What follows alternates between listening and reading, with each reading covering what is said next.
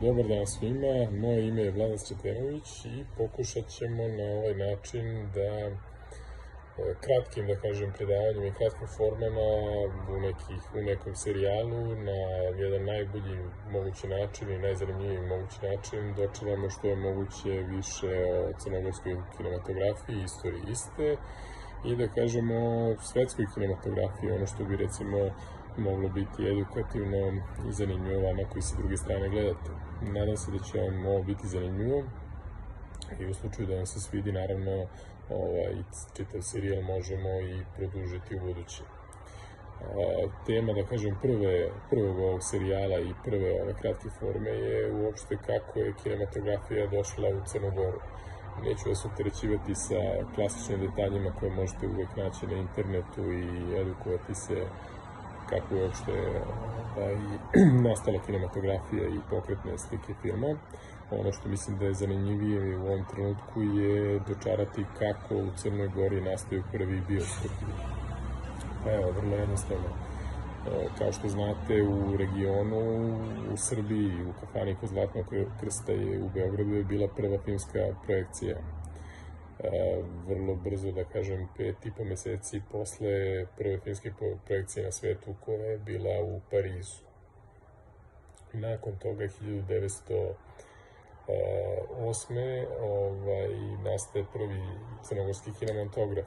U to vreme u Crnoj Gori bioskopi se nisu zvali bioskopi, već kinematografi. To je kinematograf je bio vlasništvo bečke firme Uranija, koja je u to vreme, da kažem, bila prvi putujući bioskop, koja je imala svoje projektore i jednostavno je obilazila, da kažem, region Balkana i davala filmske projekcije i prikazivala filmove. Bečka Uranija inače bila i, da kažem, producentska kuća, jer su snimali u isto vreme filmove i uglavnom ti filmovi koji su snimani u to vreme od strane Uranije su snimali, recimo, oni su znali da dođu u određenu zemlju, da snime lepote te zemlje i da onda prikazuju po manjim mestima te filmove i da naplaćuju to ljudima. Tako da je prvi film bio u Crnim brdima na Knjaževom dvoru i to je, da kažem, prvi film koji je nastao u produkciji Uranije i koji je oslikavao Crnu Goru. Nakon toga na Cetinju se inače otvara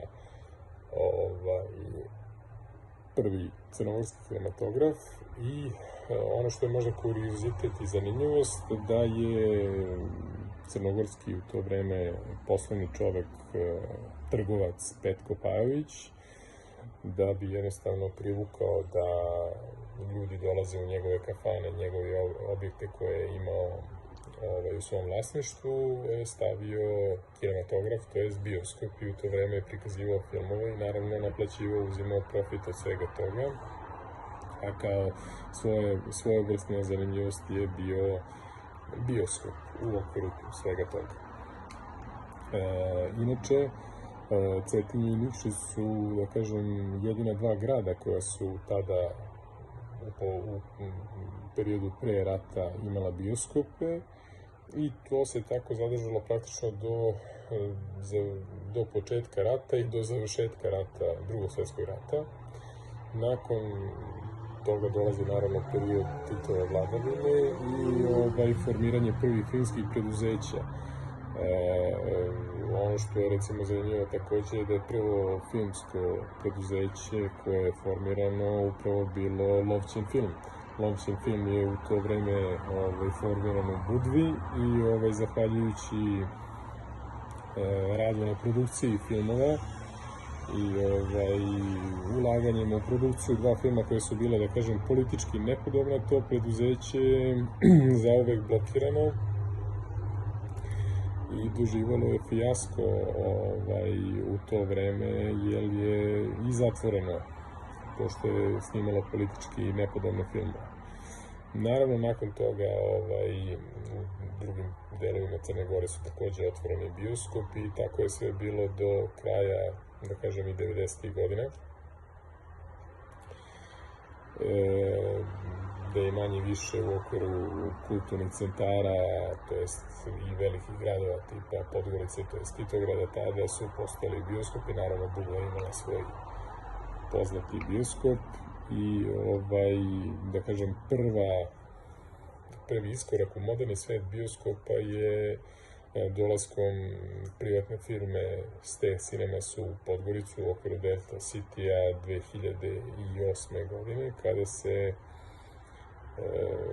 kada se otvara, da kažem, prvi moderni multiplex u Crnoj Gori sa više sala. Naravno, u tom nekom narednom periodu, zahvaljujući ekonomskoj krizi tih godina 2009-10.